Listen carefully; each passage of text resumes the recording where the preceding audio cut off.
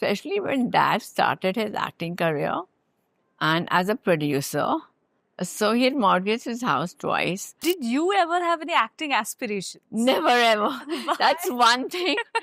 It was a complete no for me. I also wanted to get married, be the homely kinds. See my mother grow up while I was growing up. Well, I always wanted to be like her. There is no love, there is no care, there is no respect. And it's only money out here. When I used to work with Dad, I always told my colleagues, treat me as a colleague. Do not treat me as, Rakesh Roshan's daughter. So are you also the co-producer on Krish 4? I can't co-produce Krish 4. I'm done with falling ill. I'm done with visiting hospitals. And there was a time when I really fought with my brother over the phone. After years, I yelled and screamed at him that I want to come back home.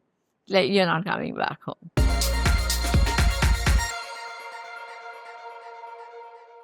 Hello everyone, welcome to News 18. I am Titash Chaudhary in conversation with Sunaina Roshan. Hi. Hi. How are you doing? I'm good. How are you? All good, all good. So happy to finally be meeting Same you. here. Sunaina, I would want to start off with this that, you are a woman, I think, who is donning multiple hats. Yeah. Right now, I think you're also a motivational speaker with the kind of videos that we see you're putting out on social media, inspiring so many people, especially women, I think. Of course, you're a daughter, a mother, you have been a producer in the past. Yeah. Which is that one role that you think has been the toughest or maybe the most fulfilling one? I think all my roles have been good and fulfilling too.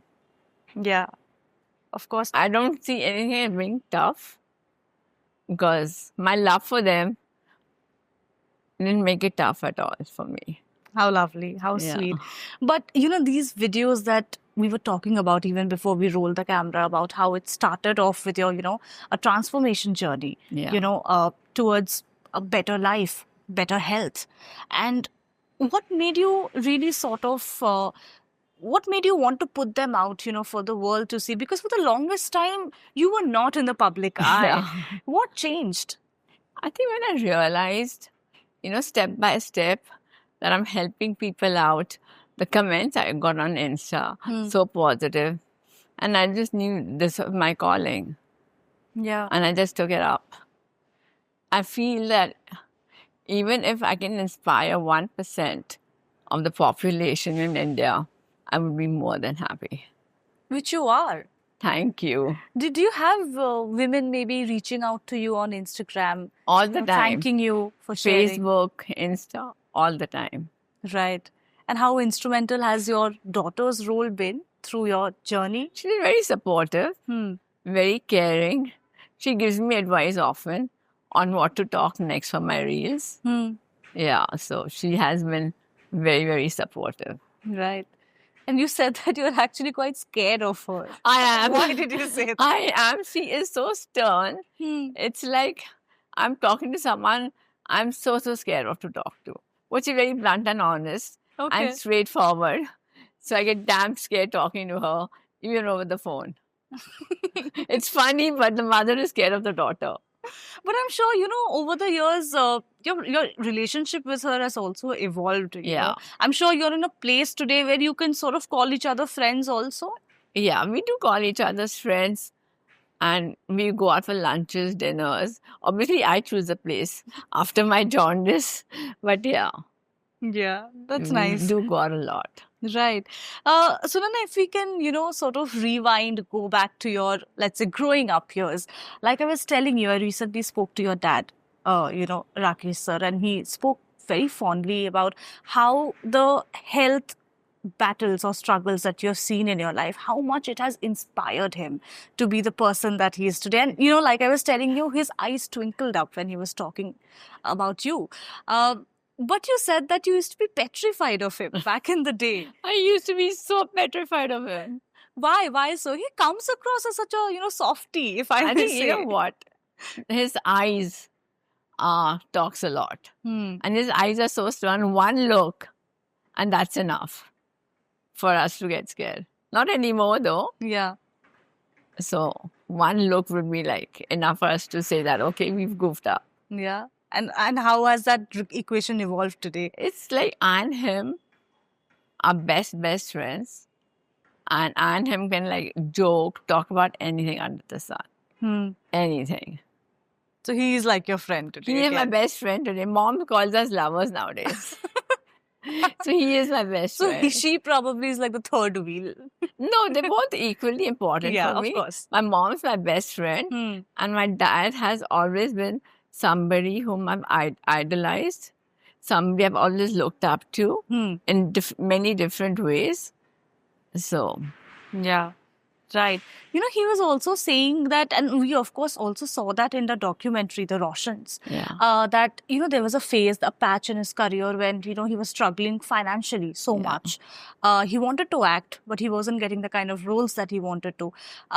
You know, of course, that has changed. That transition had happened. But I'm guessing you were really small at that time.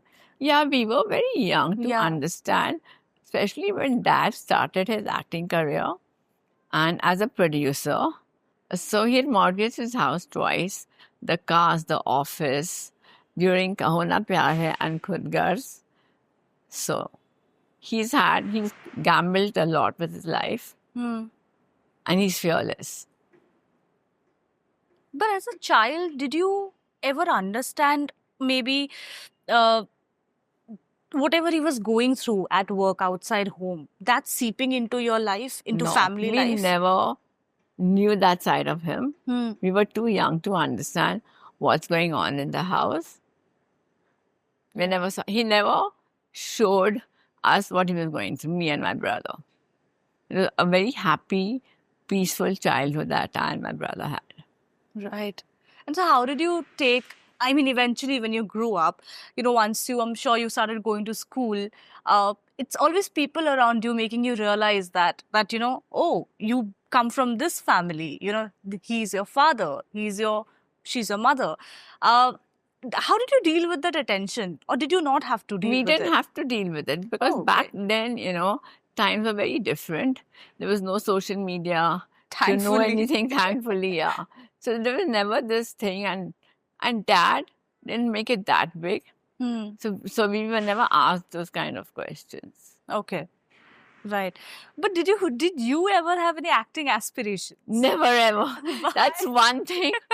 It was a complete no for me. Why I'm so? still shy in front of the camera. Okay. But so never. I never even give it a thought. So did your parents ever ask you if that is They something? knew I'm not inclined, so they didn't ask me at all. Yeah. So as a child, what was your like the big ambition for you? Actually, I wanted to be a model back then. Wow. I've always been back then. I was always fantasized by modeling, and that was my childhood dream. Yeah. But then I also want to get married, be the homely kinds. See my mother grow up while I was growing up. Well, I always wanted to be like her. Right. But you've, I mean, seen the best of both worlds. You know, your father, your mother, and you've lived so much, Yeah. you know, yourself. I just want to ask you, how important, Sunana, do you think it is for a woman to have her own identity? You know, it's always not nice to be known as somebody's daughter, right? As Yeah. somebody's sister or wife. I think it's very, very, very important to have your own identity, because that's where the respect factor also comes in. So I feel a woman should have her own identity. Big or small, doesn't matter. Right. And to be financially independent Oh yeah, as well. to be financially independent. That's I think that's the most, we should prioritize that the most, because money is the only thing that is important in today's world, according to people. There is no love, there is no care, there is no respect. And it's only money out here. Yeah, that's true. But I'm sure it's also empowering, right? To Oh, take yeah. your own, call your own shots Shots, financially. exactly, yeah. You're not dependent on anybody. Yeah. So it feels good when when a person is earning their own money, a woman especially is A earning their woman. own money. And that also shows the power that lies within her to earn her own money. That's correct. So your daughter, coming to her, like you said, she runs a baking business, right? Yeah. And so did she ever have, she was fascinated with the world of the cameras, the lights, She cinema? runs away. At least when I have managed to not to be that scared. I am still scared, even while talking to you in front of the camera. But she's never been like inclined towards the camera at all. Never. No, she had a dream. She wanted to be a psychologist, Hmm. and you know how children change with the time and age. So and now she's into baking. Hmm. She's doing pretty well, and the baking stuff is just delicious. Yes. Oh, we look forward to trying that out someday. Definitely. But you have also, I think, produced a couple of films, Yeah. right, with your dad. There was Yeah. Crazy 4, if I'm not wrong. There was Crazy 4, then there was Kites. Kites. There was Krish. I worked as a co-producer in Krish and as an AD in Krish also. How was that experience like? Oh, I loved it. Yeah. I'm a very people's person, Hmm. and I had a lot of fun on the sets. Does the equation change, let's say, with your father on a film set? See, for me, when I used to work with Dad, I always told my colleagues, treat me as a colleague. Do not treat me as, Rakesh Roshan's daughter. Hmm. I'm here to work like all of you. So just treat me as one of your colleague members. And I Yeah. maintained that throughout my working career with Dad. Hmm. I didn't want to be treated as, Rakesh Roshan's daughter. Hmm. So we had a lot of fun actually on the sets. Right. So since you were an AD, did you ever harbor this dream of maybe directing someday? Never. I couldn't ever direct a movie Right. because I think everybody has their own shortcomings of that they can't do something. Yeah. So And I it's knew important to recognize that, yeah, right? I knew Yeah. I couldn't be a director for sure. So then why did you then stop co-producing? Because Dad stopped making movies. My last Ah. movie was Kabil as a co-producer, and then Dad stopped working. Right. So are you also the co-producer on Krish 4? I have no, I can't co-produce Krish 4. I have my own work to be doing right now, so You're right. unless Dad just wants to put it in just like that. Right. I think, Sunaina, you're such an inspirational person. Like I was telling you, we know the physical ailments that you went through, right? It's not easy, but the emotional scar that it leaves behind, because you wake up every day and you're like, what next? I mean, is this it, or is there more in store for me? You don't know anything. Like you were saying, everything is so uncertain and unpredictable. Everything is, yeah. What was a day in the life of Sunaina Roshan, one of those days? What would you do? See, I wasn't that fearless before, but now I've become a little more like, what if something happens tomorrow? What if something goes wrong tomorrow? Because I'm done with falling ill. I'm done with visiting hospitals. So that's one of the reasons why I really take care of myself today, because I'm done with falling sick. And the emotional toll it took on you? It never actually did. Every time I had an illness, I just came out more stronger. And during tuberculosis meningitis, when I was at home, I used to just, ask God, why me? Why are you putting me through this? And then I just had this thought about, okay, try me. I'll surpass your expectations. And I've just done that till today. Yeah. Even today, I have my challenges to face, like a rough patch in the middle. But I'm okay. I know I'll surpass everything in life and come out stronger. Right. And your family, I'm sure, they provided They a played lot a of big, support. big role. So me staying with my parents made it easier for me to communicate with them, and then from them to communicate with me. So, and of course, Ritik's my biggest cheerleader. He's always happy. And he's one person I need validation from somehow. Because though he's younger than me, he's still my little brother. And I still look up to him so many different ways. Yeah. The way he works out, the way he's so disciplined, consistent, hardworking. Yeah. I know there have been days I've heard of like through him or through my parents, that he's got a knee problem, but he will go and dance and finish it off, no matter how much pain he is in. Mm-hmm. So he's been very inspiring by me too. For me too, yeah. Did you also train yourself in dance as a child? No, and I don't know how I danced for Sher Khul Gaye. I did it like in 5 days. Yeah. I didn't want to do the normal, collage and like, oh, Dugu, I love you, happy birthday on your 50th.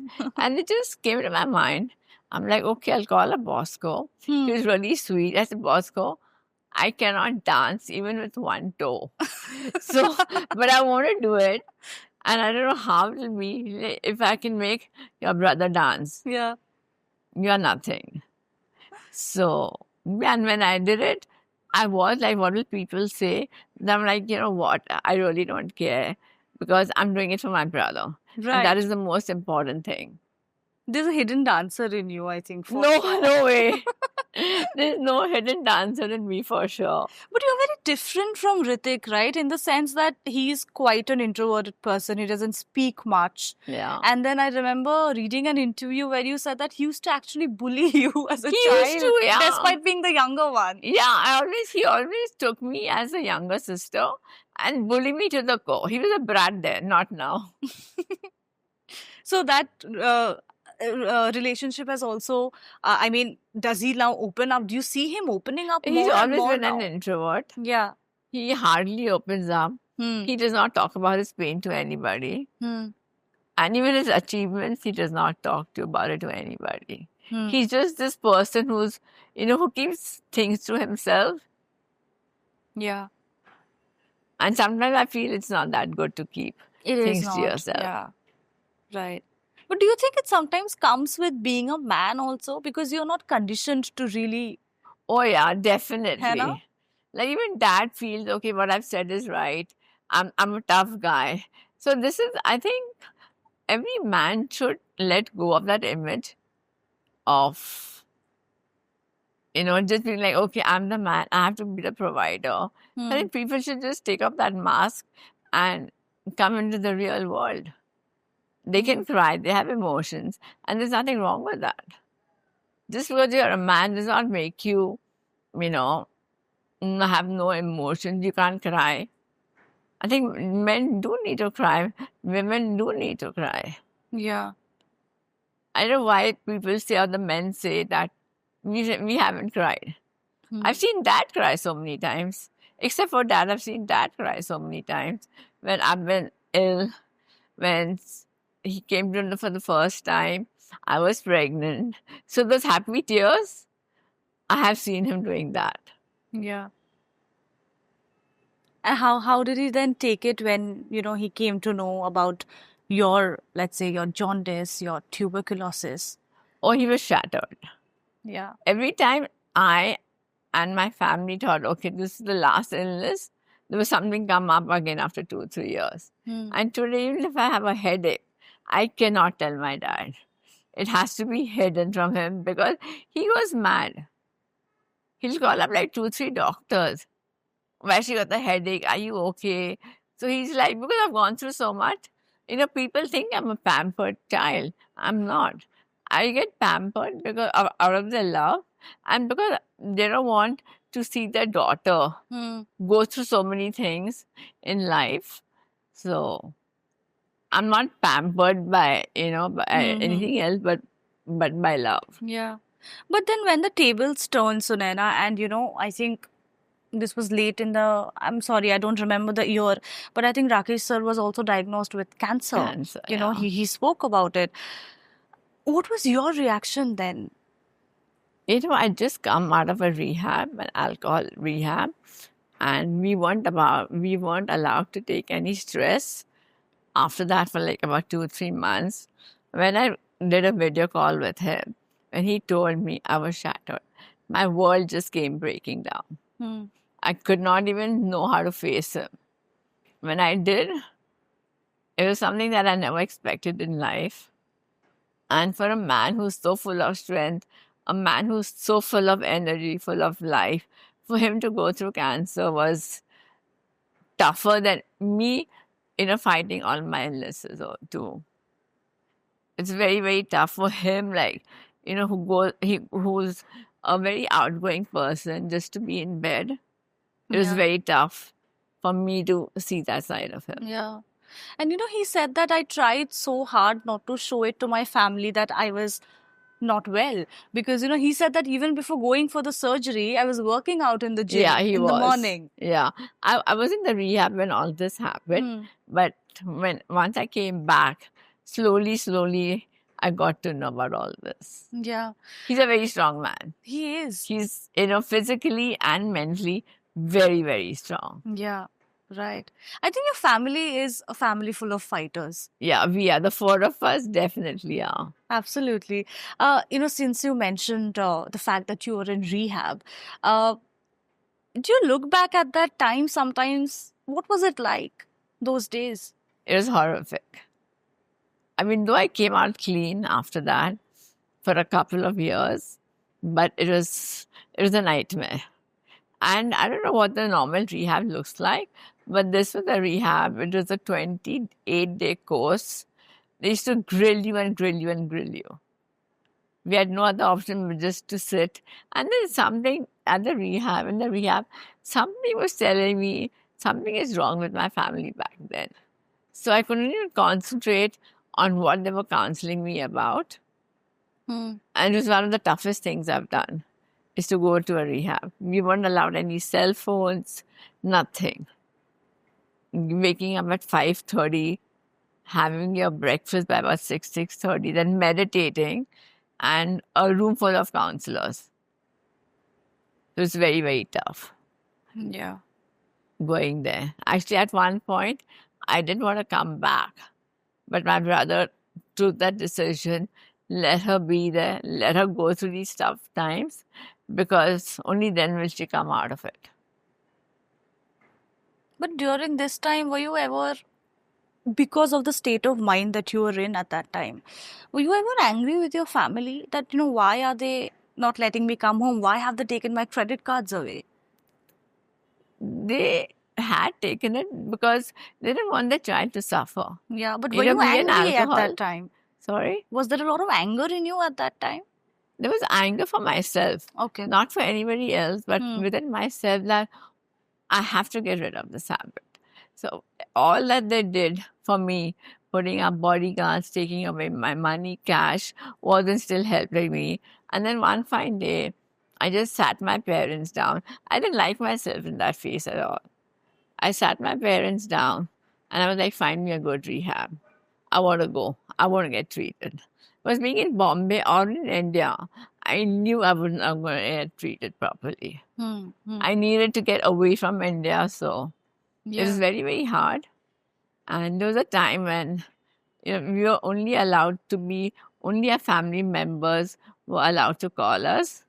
And there was a time when I really fought with my brother over the phone. After years, I yelled and screamed at him that I want to come back home. Like, you're not coming back home. You have to finish this course and only then come back home. It was very, very tough. But kudos to you for actually recognizing the fact that you needed rehab. Yeah. That's, that acknowledgement is the first step, I think, towards healing and success. Yeah. Yeah. So what went so wrong that you finally one day decided that, listen, this has to stop? What led to that thought? There were days when I would forget what I did the previous evening, the previous night, and that was scary. The night after drinking my alcohol, when I used to sleep, I used to get up in the morning and there was a blank page.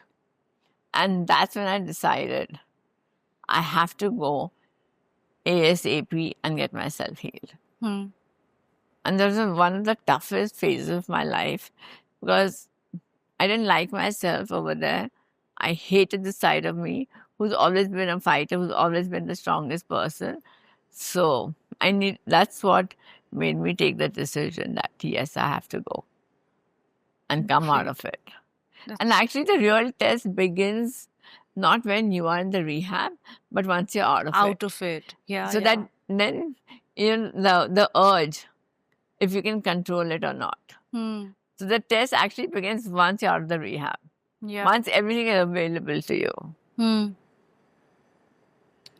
Good God, what days I can imagine. Yeah, we weren't allowed any sugar, chocolate, no perfumes because they're all kind of addictions. True. Sugar, perfumes. So any kind of addiction, we weren't allowed. Not even a hot chocolate. Hot chocolate, We weren't really? allowed even that. No caffeine, nothing. No desserts. We were allowed the plain yogurts. Off to sleep by like 7:38. It is very, very tough.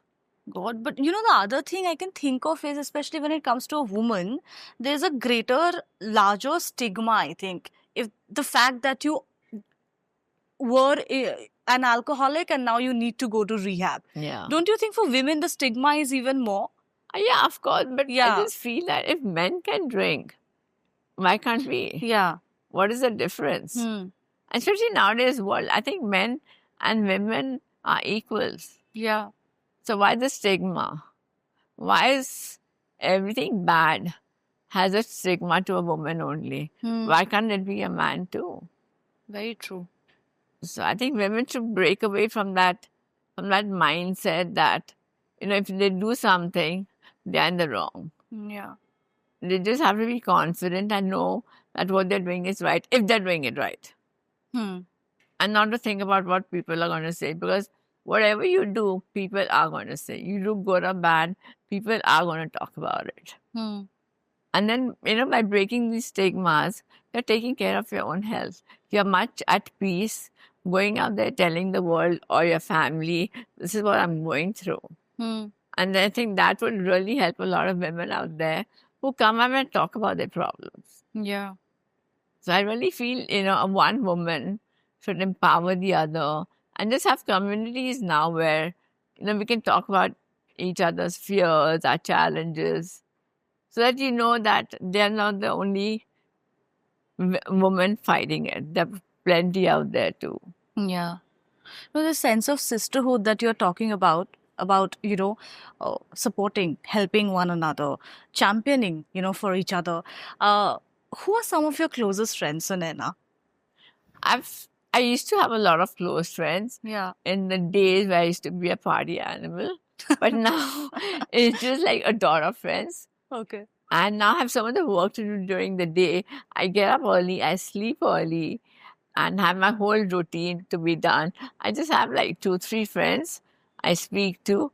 I don't go out in the night, especially. Maybe for a lunch, yes, but at night I have to be in bed by 9:30. Hmm. So even when I had to go for the success party of the Roshans, for me, leaving the house at 8 o'clock Yeah. and staying there for like 2.5 hours was a task. Hmm. For me, night outs are a complete no. Complete no, not today. Unless my friends from Delhi had come. Hmm. They stayed with us about for 10 days last year. Hmm. And with them, like more chilled out, dinner scene at home. Hmm. But I can't go and socialize. Or even dinner out. Hmm. My father will say, okay, let's just all of us go there for dinner. And I can't say no to him. But I'm like, oh God, stay up till 10:30, 11, 11:30, 12.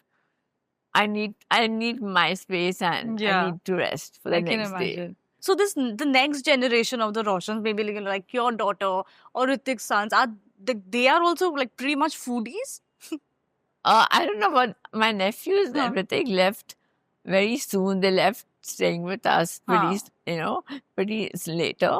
But I don't know much about them. But my daughter's a complete foodie too. Yeah. She loves her food. She's in the right business, I think. Yeah. I think the only time I also got tempted was I baked a cake for my mother after 25 years. Hmm. So, while I'm melting the chocolate, the ganache, I couldn't stop eating it. My cousin had to finally take away the ganache and so that I don't eat it. Right. But Sunana, what's next for you? What's happening next? The next, I will just like life unfold itself for me, like it has earlier. And I have dreams. I want to probably do a TED talk towards the end of the year. Yeah. And I'm just going to let life take me wherever it should. I think you should also write another book Oh now. God, you're the 100% telling me that to write a book. Everybody who comes across me, my friends, Hmm. and people from my work, write a book. And I'm like, okay, after 1 year, I Hmm. will. But right now, I want to first just do what I'm doing. Hmm. Probably after a year. I'll have so many more things to talk about That's then. true. Yeah. I don't want to just talk about it halfway through my journey Right. of what I'm beginning to do. But towards the end of this year, maybe. Yeah. Let's see. But do you want to probably get back to production? No. No. See, when I was working with Dad, Yeah. it was just like I had nothing to do at home. Huh. I needed to get busy. So now that I know what I have to do, I'm not going back to that office. Okay. So no production. No definitely. production. But you do visit film sets, right? If your dad or your brother, they're working. No, not really. Okay. I mean, of course, with Kites starting off, my Hmm. first movie as a co-producer, I was there all the time. But I find it so boring visiting a Boring. film set. You know, दूसरा actually, scene a lot कभी- of people tell me that it's actually quite boring to It be on a is. film set. It is. Because you're going on a film set, Yeah. you don't know what the next, call is. Yeah. What is the next shot going to be like? So it's very boring. That's true. So, one last question to you on behalf of a lot of people. The whole world is very excited for Krish 4. Now, we know that you're, of course, not going to be a part of it. What are you looking forward to from the film? Your brother My is turning a brother's director for direction, the first time. yeah, obviously that. Yeah. And I remember the time he told me and my mom, just one day before it's coming out in the press, he came down and I was like crying to know that now he is taking my father's legacy of directing a movie now. And Dad started crying in tears.